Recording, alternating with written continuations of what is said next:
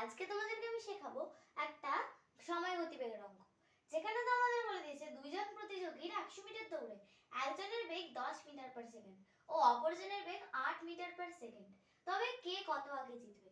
এইটা আমরা যে কোনো বেসিক সায়েন্স নিয়ে বলে দিতে পারি যে এইখানেতে জিতবে প্রথম জন, যে 10 মিটার পার সেকেন্ড যাবে। কেননা ধরো যে 100 মিটার দৌড়ে 10 মিটার পার সেকেন্ড কিমি বেগে যাবে, 10 মিটার পার সেকেন্ড বেগেতে যাবে, সে মানে কি করবে না 10 সেকেন্ডেই তার অতিক্রম করে ফেলবে।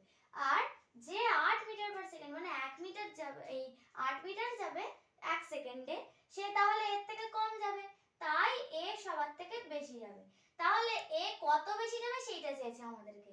তাহলে আমরা এখানেতে কি করব না প্রথমে এইটা দিয়ে এটাকে ভাগ করব।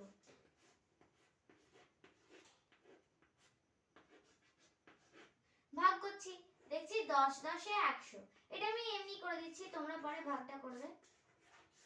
তার মানে এ শেষ করবে 10 সেকেন্ডে, আর এ কতক্ষণে শেষ করবে না সেইটাও ভাগ করে দেখাতে হবে, কারণ এখানে তো আমাদেরকে চেয়েছে কে কত আগে শেষ করবে, তাই আমাদেরকে এই ভাগটা দেখাতেই হবে। তাহলে এখানে তো ভাগ করছি, 8 দুগুণে এই 8 একে 8, এখানে তো 8 নামলো, এখানে 0, এবার 8 দুগুণে 16, 4 নামলো, একটা দশমিক খাবে, দশমিকটা খাইয়ে আমি এখানে একটা 0 পেলাম। হ্যাঁ, তারপরে আমি এখানে 5 বসিয়ে দিলাম, 5 8 40। তাহলে এবার আমাদের এই প্রতিযোগিতা 12 সেকেন্ড 12.5 সেকেন্ডে তার রেসটা শেষ করবে, যে 10 সেকেন্ডেই শেষ করে ফেলেছে। তাহলে এ কত সেকেন্ড পরে পৌঁছাবে, এইটা যদি তোমাদের বলে তোমরা কি করবে, লিখবে অতএব প্রথম প্রতিযোগী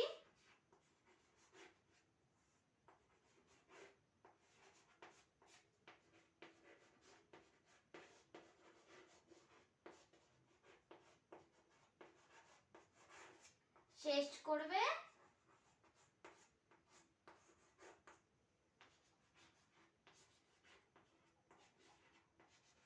তারপরে এটা থেকে এটা বিয়োগ করে দিলে আমার এখানে তো মুখে মুখে হয়ে যাচ্ছে 2.5।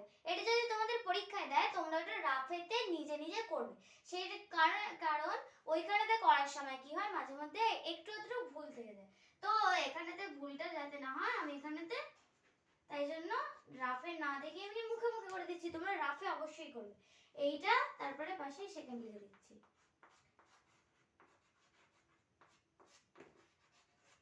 ব্যাস আমাদের গোটা অঙ্কটা হয়ে গেল কমপ্লিট। তো আজকের ভিডিওটা ভালো লাগলে অবশ্যই একটা লাইক করবে, চ্যানেলটিকে অবশ্যই সাবস্ক্রাইব করে দেবে।